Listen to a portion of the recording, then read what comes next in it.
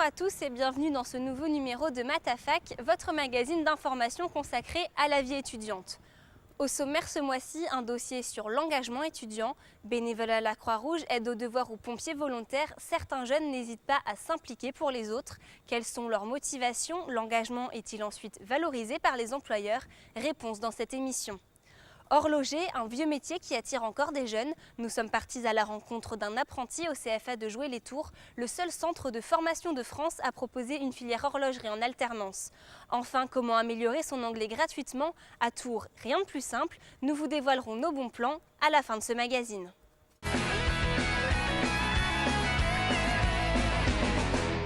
Monter un projet de création d'entreprise en une nuit, c'est le défi que se sont lancés 24 étudiants en master.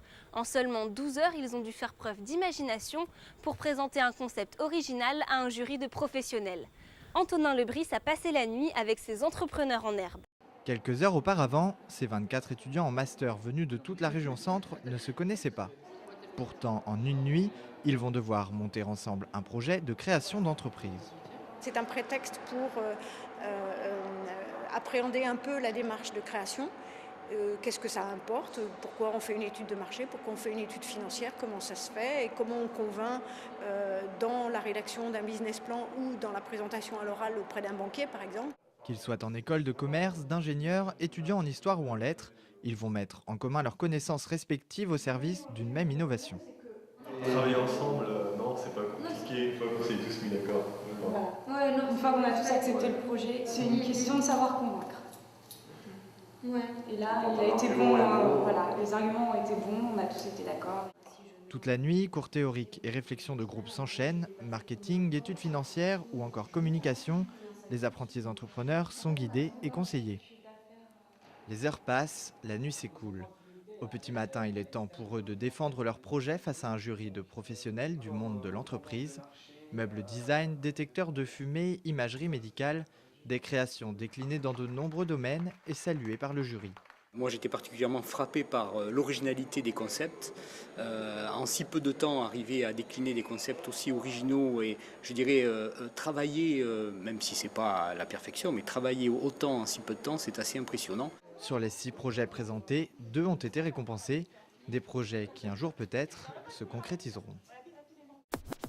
Yeah.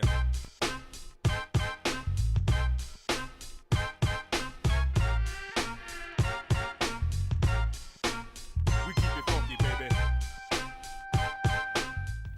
Ce mois-ci, notre dossier s'intéresse à ces étudiants qui s'engagent pour les autres. Manuela Binet, bonjour. Bonjour. Vous avez suivi 3 bénévoles tourangeaux avec Mathilde Espinas. Oui Marie, ils sont étudiants dans des filières totalement différentes, mais chaque semaine, ils donnent un peu de leur temps pour aider à leur façon. Ils ont accepté de nous expliquer leur motivation. Et puis, juste après ce dossier, on se retrouve avec notre invitée. Ce mois-ci, il s'agit de Florence Gordon. Elle est chargée d'insertion professionnelle à l'université François Rabelais de Tours et elle nous expliquera les avantages que peut avoir l'engagement étudiant pour l'insertion sur le marché du travail. Julien, Leïla, Leslie, ces 3 tourangeaux font partie des 26% d'étudiants bénévoles en France. Chaque semaine, Julien Michaud retourne au collège. Cet étudiant en biochimie a rendez-vous avec Marvin, un élève de 5e du collège Jacques Decour de Saint-Pierre-des-Corps, pour une leçon de soutien qu'il donne bénévolement. T'as passé une bonne semaine ou pas alors? Ouais. Les contrôles, ça va, ça s'est bien passé? Ouais, ça s'est bien passé. Aider les élèves de quartiers prioritaires, c'est la mission de l'association ZUB-de-Co que Julien a rejoint il y a 2 ans. Je viens d'une cité, à d'Orléans. Je sais ce que c'est que de laisser des classes surchargées où le prof n'a pas forcément beaucoup de temps pour soi. Donc j'ai galéré moi aussi quand j'étais au collège comme eux. Donc je me suis dit pourquoi pas rendre service. Au programme aujourd'hui, 1h30 de maths, la matière qui pose le plus de problèmes à Marvin. Ça, c'est égal à 180 degrés. Ouais. Tu te rappelles ce qu'on s'est dit? Pas de moyenne en dessous de 10. Pour ce semestre. On va y arriver, d'accord? Entre les 2 garçons, une véritable relation s'est créée et chacun y trouve son compte. Mes notes commencent à augmenter, ça sert à quelque chose. C'est toujours agréable de voir un élève qui vient dire à la fin ce qu'on a fait cette année, ça m'a été utile. 24 heures pour sauver des vies. 2 à 3 fois par mois, Leïla Camboni revêt son uniforme de sapeur-pompier volontaire pour une journée de garde. À 27 ans, cette étudiante en 4e année de médecine a un parcours atypique, façonné par sa passion pour les pompiers. J'ai un master de psychologie clinique et puis pendant mes week-ends, je venais prendre des gardes ici. Et finalement, les interventions ont vraiment apporté quelque chose en plus qui me manquait dans mon activité en psychologie. Donc j'ai repris médecine pour être médecin-pompier. Malgré des semaines chargées à la fac, Leïla s'implique depuis 6 ans dans la vie de la caserne des pompiers de Tours-Centre. C'est une activité qui me permet de faire le lien avec mes études de médecine assez régulièrement. Mais c'est aussi un cadre où on fait du sport, où on a une hygiène de vie qui est importante, où on travaille en équipe. Il y a une très forte cohésion, mais avec un respect de la hiérarchie qui est très présente. Donc on travaille dans un schéma cadré, ce qui me correspond. Blessé sur VP. Ah vache. Rue des Cordeliers. En juillet prochain, Leïla, ou le caporal Camboni, passera un examen pour devenir caporal-chef. Un pas de plus pour son engagement, un pas de plus vers son avenir.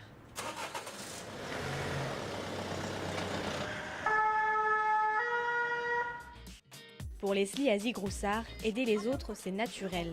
Elle aussi part en intervention chaque dimanche soir, mais avec la Croix-Rouge qu'elle a rejoint il y a un an. Alain, qu'est-ce que vous voulez boire? Boire. D'accord. Avec son équipe, l'étudiante en psychologie apporte en plus du café un peu de chaleur et de bonne humeur aux plus démunis. On parle avec eux, on connaît beaucoup leur histoire et puis ouais, on rigole pas mal. C'est vrai qu'il y a une vraie relation qui se crée. Un moment de partage qui a permis à Leslie de découvrir une autre réalité. Ça m'apporte beaucoup au niveau humain parce que eux sont pour beaucoup très cultivés et c'est vraiment un partage, c'est vraiment très très intéressant. Il y a jamais de soir de maraude où je reviens où je tire la gueule quoi. À chaque fois je suis vraiment contente. Pour Leslie, la nuit sera courte, mais il en faudrait plus pour lui faire perdre le sourire. Demain, dès 8h, elle prendra la direction des amphis.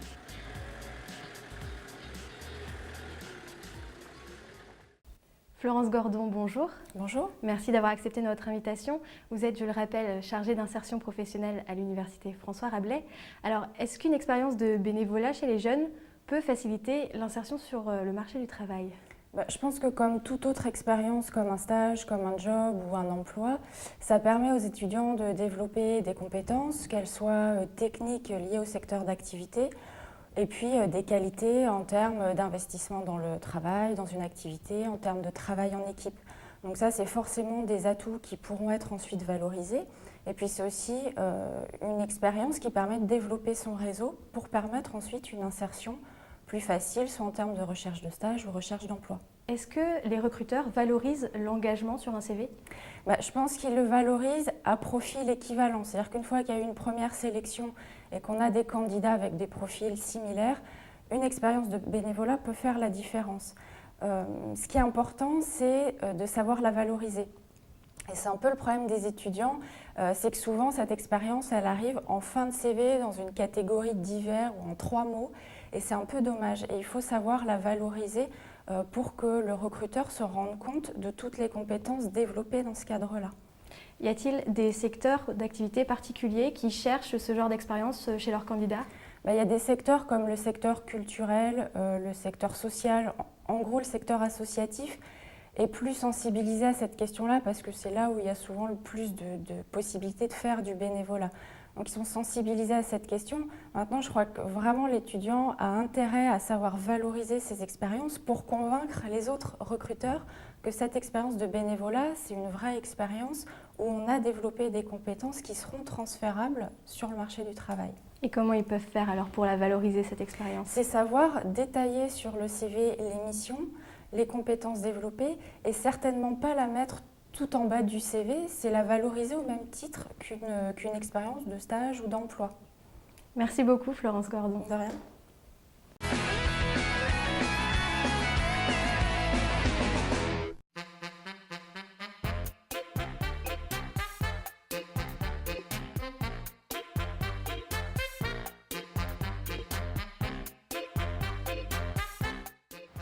Élodie et Marion sont étudiantes en pharmacie. Elles ont décidé de participer à une aventure sportive, le Student Challenge.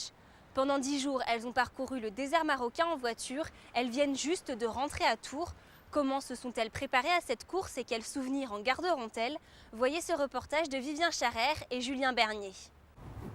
Depuis plusieurs mois, elles préparent le jour J. Toutes les deux étudiantes en pharmacie, Marion et Elodie participent au Student Challenge, une course à travers le désert marocain. Ce soir, elles récupèrent les clés de leur bolide aux couleurs de leur sponsor, une opération réalisée gratuitement par cette entreprise, soit une économie de 1 000 €. Donc là, il y a tous les sponsors. Ouais, génial. À 3 jours du départ, les deux participantes ne cachent pas leur impatience. Je crois qu'on n'a pas peur, on est surtout excités. La peur de la panne, peur de la panne et de ne pas arriver jusqu'au Maroc ou de tomber en panne avant ou pendant. L'idée c'est de revenir quand même, au moins de finir la course. Pendant plusieurs mois, les deux jeunes femmes ont démarché des dizaines de sponsors et ont organisé des ventes pour récolter des fonds.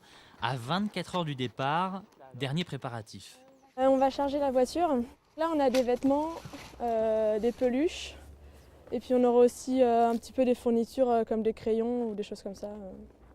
Voilà. Car sur le papier, l'aventure n'est pas que sportive, mais aussi solidaire et écologique. L'équipe qui finance le plus de palmiers dattiers gagnera des points pour le classement final. Nos deux candidates, elles, visent haut avec leurs 400 pieds à planter. Les palmiers dattiers, ça va servir à repousser l'avancée du désert et ça permet aussi ça ramène l'eau. Et ça aide aussi à la croissance des autres arbres, donc de toute l'oasis. Et puis après, là, on pourra faire la récolte des dattes aussi, donc pour relancer un petit peu l'économie locale.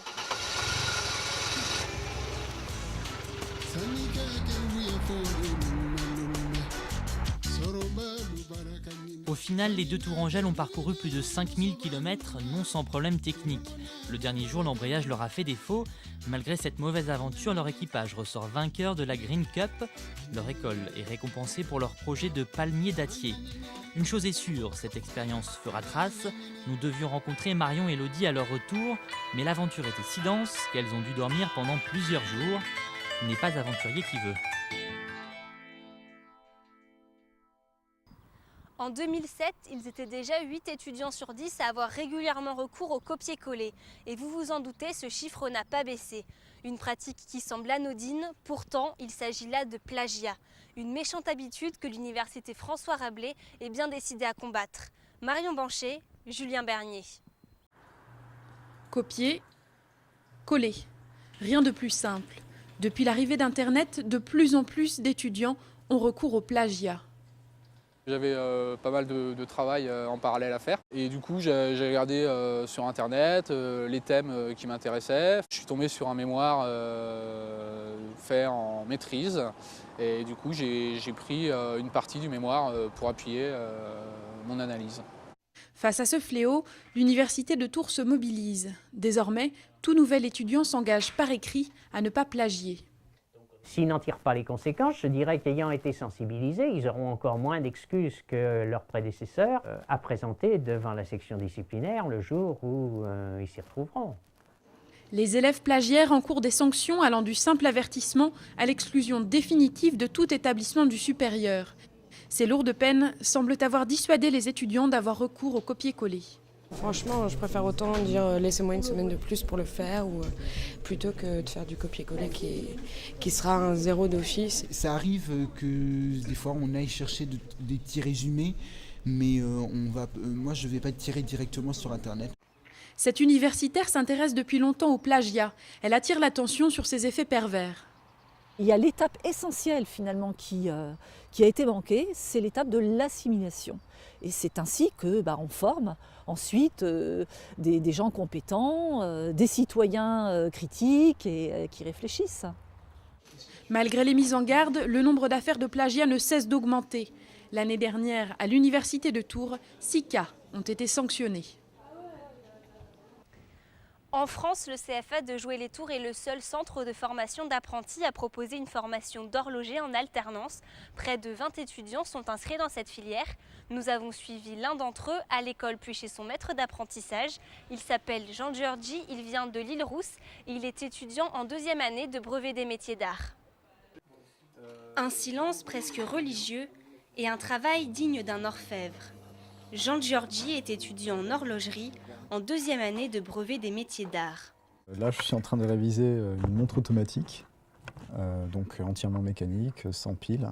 L'horlogerie, une affaire de famille chez les Giorgi. En fait, j'ai des parents qui travaillent dans ce domaine-là, qui m'ont fait connaître un tout petit peu et du coup après j'ai voulu en savoir plus. En fait, ce qui m'a plu, c'est plusieurs choses. Déjà le côté mécanique, travailler sur des petits mécanismes, puis aussi également le côté historique. C'est-à-dire qu'on travaille parfois sur des pièces qui datent du XVIe, XVIIe siècle, on peut être amené à travailler dessus.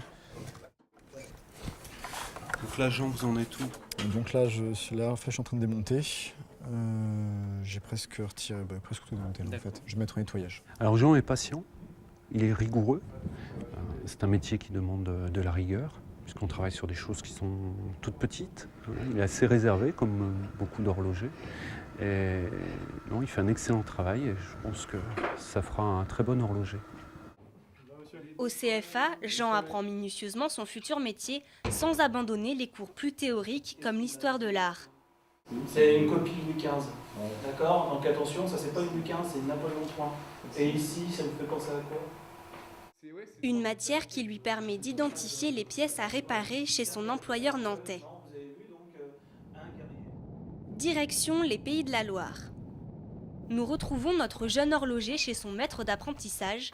2 semaines par mois, il travaille dans une entreprise de services après-vente agréée aux grandes marques. C'est valorisant de travailler sur des produits plutôt de gamme. Ça permet de voir des mécanismes quand même assez bien, assez intéressants. C'est une chance. C'est une chance de pouvoir travailler ici et de voir de jolies choses. En juillet, Jean sera diplômé. Plusieurs choix s'offriront alors à lui. Il pourra être embauché dans l'atelier nantais ou encore partir en Suisse, comme la moitié de ses camarades du CFA de Jouer-les-Tours. Vous avez un message à faire passer, l'équipe de Matafac vous donne la parole. Ce mois-ci, les étudiants des 2 Lyon ont lâché leur com devant notre caméra.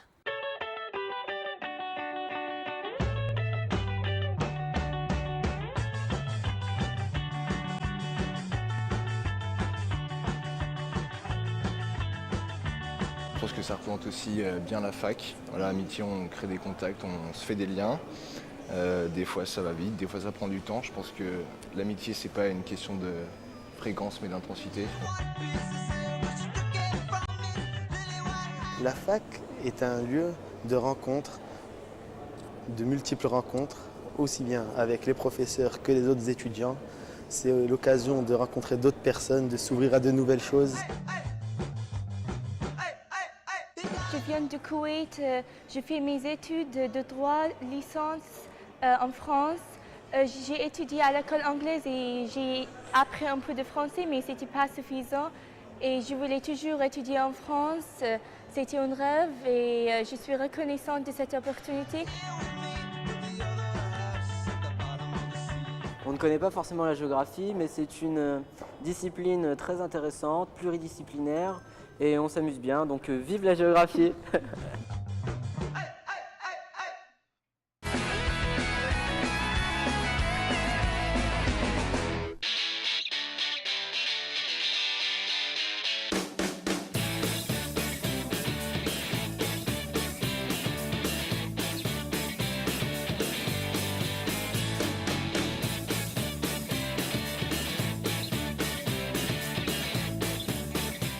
Ils sont jeunes, ils sont tourangeaux, ils sont passionnés et ensemble ils forment le groupe Dernière Minute, un groupe de jazz a cappella. Rencontre avec ces musiciens à l'univers décalé. Dans ce groupe, pas d'instruments, seulement des choristes. Son nom, Dernière Minute. Ces 5 jeunes chanteurs se sont rencontrés il y a 5 ans à la faculté de musicologie de Tours et ensemble ils se sont lancés dans le jazz vocal. Chacun fait une voix différente, chacun a un rôle, donc le rôle de la basse, de temps en temps le rôle de la batterie, le rôle du thème principal, les voix accompagnatrices, etc. Et puis on s'échange les rôles comme ça au fur et à mesure.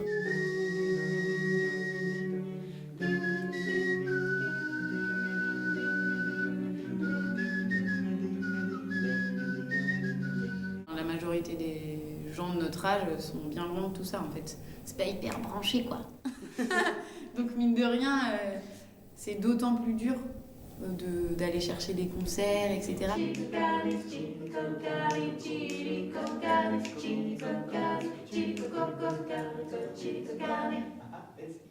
Dans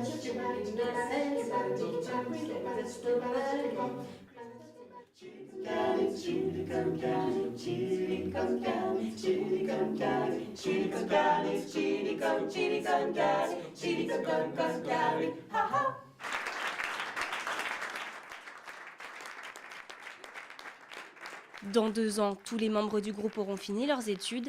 Ils espèrent ensuite réussir à vivre de leur passion. Difficile d'entretenir son niveau d'anglais après le lycée. À Tours, différentes solutions s'offrent à vous. C'est l'heure des bons plans dénichés ce mois-ci par Lou Cricorian. Hello, today I'm gonna show you how to learn or improve your English for free or almost nothing. Come this way. Bonjour. Bonjour. J'aimerais parler anglais pour pouvoir m'exercer un petit peu, est-ce que c'est possible? Oui, bien sûr. Ouais. Au Centre de ressources des langues de Tours, des étudiants anglophones vous accueillent, que ce soit avec l'accent So British ou l'accent américain. Avec eux, vous pouvez discuter de tout et de rien. Et le plus pratique, c'est que vous n'avez même pas besoin de prendre rendez-vous. Des permanences ont lieu au CRL le mardi, le mercredi et le jeudi. La seule condition pour participer, être étudiant à l'université François Rabelais. L'autre moyen de perfectionner son anglais, c'est de venir ici au Palais. Chaque lundi soir, des dizaines de personnes se retrouvent autour d'un verre pour discuter dans des langues étrangères. L'entrée est gratuite ou presque, cela ne vous coûtera qu'une consommation. Ici, aucune obligation de ne parler que l'anglais. Dans un sympathique brouhaha, il est possible de pratiquer les langues du monde entier, espagnol, russe, chinois, italien ou encore arabe. Il est même possible de s'essayer au langage des signes. Le Café des langues, c'est tous les lundis soirs dès 20h30. Et même si vous parlez aussi bien l'anglais qu'une vache espagnole, n'hésitez pas. Des étrangers viennent régulièrement pour améliorer leur français. Voilà, finalement, c'est pas si compliqué de pratiquer la langue de Shakespeare.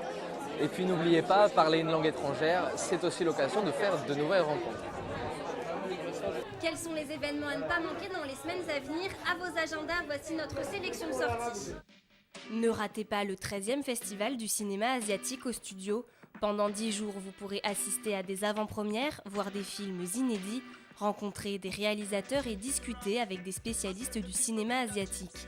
La soirée d'ouverture aura lieu mercredi 21 mars à 19h30 avec la projection du film 11 Flowers de Wang Xiaoshuai. Après 3 ans d'absence, Elise Moon remonte sur les planches. Il sera au Vinci le mercredi 28 mars et présentera son nouveau spectacle, Tranche de vie, mise en scène par Muriel Robin. On y retrouvera les personnages cultes de l'humoriste, de Micheline à Kevina, sans oublier le mythique Toufik. Paysage politique, la campagne présidentielle 5 ans après, c'est le nom de l'exposition du photographe Laurent Genex. En 2007, l'artiste a parcouru la France pour immortaliser les messages et les visages des candidats sur leurs affiches de campagne. Un voyage dans le temps à la galerie Le Jour et la Nuit.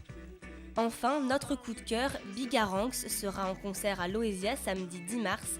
En pleine tournée nationale, le chanteur tourangeau fait étape à domicile pour une soirée mêlant raga et hip-hop. Son premier album On Time est dans les bacs depuis cet été. En voici un extrait.